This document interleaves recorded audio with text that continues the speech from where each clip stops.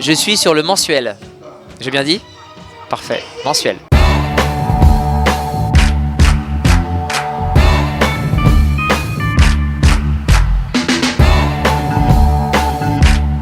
Tout le mois de juillet, tout le mois d'août, j'étais à Paris. J'avais réservé les dates, donc j'ai voulu m'y tenir. Moi, ça m'avait manqué de jouer. Dès que j'ai pu remonter sur scène, je suis remonté. Là, on m'a dit qu'il fallait diviser la jauge. On a divisé la jauge, c'est pas grave, on remplit moins, mais au moins on y va. À Paris, je suis coincé à 240 places et on est complet tous les soirs. Et ici, je crois qu'on est à 400 et quelques, et on a droit à 400 et quelques, et on est complet aussi. Donc, non, pour moi, c'est une réussite. Le public est là, l'organisation est là, toi, tu es là, et je suis là également, donc c'est cool. Quand la lumière est éteinte, vous avez tout ce que vous avez dans le ventre. Tant que vous en reste, personne ne rentre. Mais vous êtes chaud, puis je suis à vous. 3, 2, 1, à vous!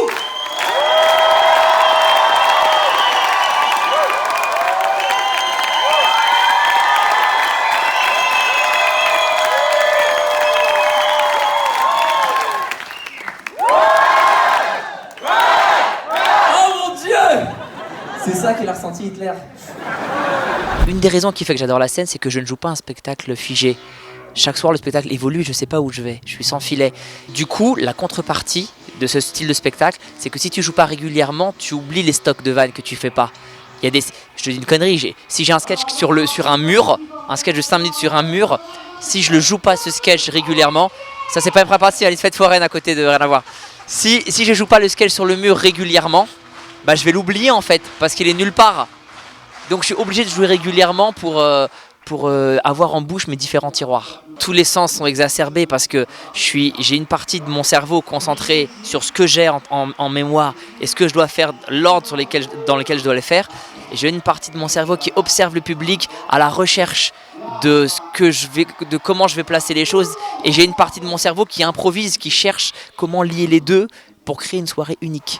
Donc forcément, quand j'ai fini le spectacle, je suis à bout. Mais c'est tellement kiffant. Dis-toi qu'il n'y a pas un soir où je viens sur scène en traînant des pieds. Alors que ça peut arriver normalement. C'est quand tu as un spectacle traditionnel, après 300 dates, c'est bon, on a compris, tu vois.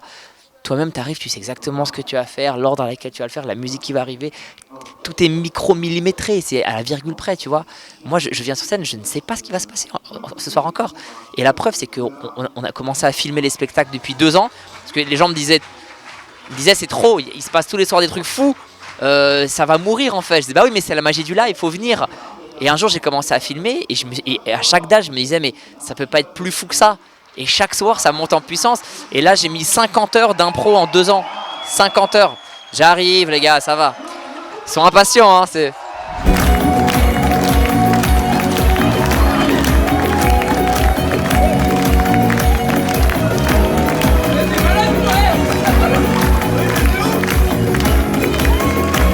C'est Coluche qui disait pour se moquer de quelqu'un, il faut le connaître, et pour le connaître, il faut l'aimer. Je me moque jamais des gens. Je les charrie. C'est ma façon de créer du lien. C'est jamais méchant, c'est jamais dans le but de blesser l'autre. C'est toujours dans le but de créer une connexion avec l'autre. Et c'est ce que j'aime. Et t'as raison, ça part d'une... Même si j'aime pas le plaquer parce que je préfère dire ouais moi je suis un méchant et que les gens se rendent compte que non, que dire non en fait je suis gentil hein. Mais t'as raison, c'est sûr que je fais en sorte que le spectacle soit dans toute la salle et pas que sur scène. Et pour ça veut dire mettre un peu son ego de côté. Ça veut dire s'intéresser aussi au public. Ça veut dire créer des liens entre eux. Ça veut dire prendre le risque de pas savoir où tu vas et ce qui va se passer. Mais tout ça, je le fais avec une obsession du rythme. Je me refuse à parler 30 secondes sans rire. C'est impossible. S'il n'y a pas un rire toutes les 7 secondes, ah ouais sinon c'est une conférence, ça n'intéresse personne. Kairon fait des conférences, ça n'intéresse personne. Même Kairon ne veut pas venir pour voir Kairon faire une conférence. Donc s'il n'y a pas mon rire toutes les 7, allez au pire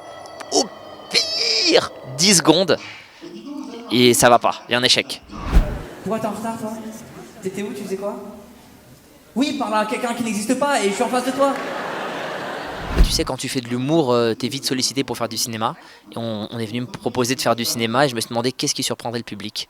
Et je me suis dit, tiens, la scène, je fais des trucs un peu hardcore sur scène, je suis assez frontal, je suis direct, je parle de toutes les thématiques, j'aime le malaise, j'aime chercher le rire. Oh, j'aime ce rire-là. Et ben tout le monde s'attend à ce que je fasse un film qui ressemble à ça. Et ben je vais faire l'opposé. Je vais raconter l'histoire de mes parents que j'ai jamais traité sur scène parce que ça s'y prêtait pas. Parce que sur scène, j'aime pas être dans l'émotion, émouvoir. raconter des épopées. Pour moi, la scène, c'est bah. Et du coup, j'ai eu envie de raconter une épopée cinématographique. Je voulais quelque chose qui dépasse des frontières, qui dépasse des époques. Et je me suis dit, de l'histoire de mes parents, j'en ai jamais parlé. Ça, c'est un truc à développer au cinéma, ça va surprendre tout le monde et c'est une magnifique histoire inspirante. J'aurais pu faire autre chose. Brutus, c'est qui César pour toi? C'est mon père.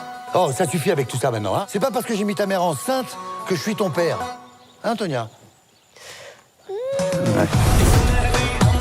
Vous voulez tuer César? Il y a un endroit où il est vulnérable. La carotide. Non, c'est au Sénat qu'il est vulnérable. Plus qu'à la carotide.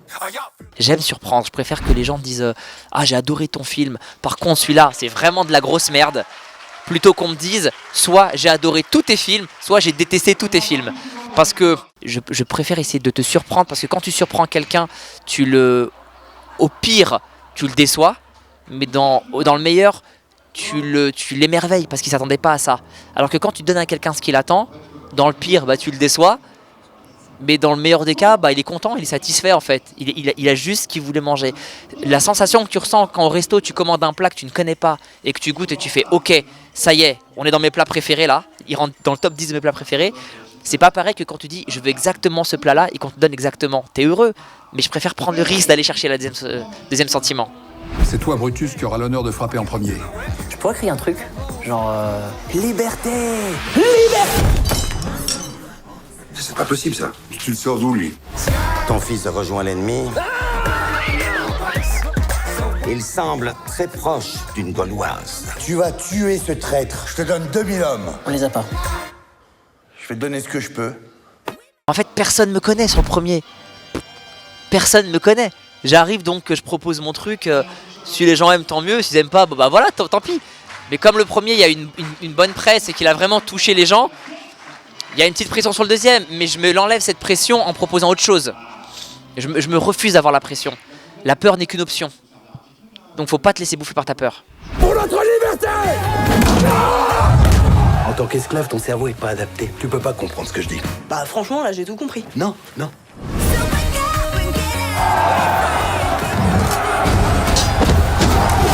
Elle te plaît, Albana? Un peu. Elle a même dit qu'elle boirait le sang de celui qui te ferait du mal. Waouh. Ah, t'es touché? Et dégoûté aussi, parce que d'un point de vue gastrique, c'est fou.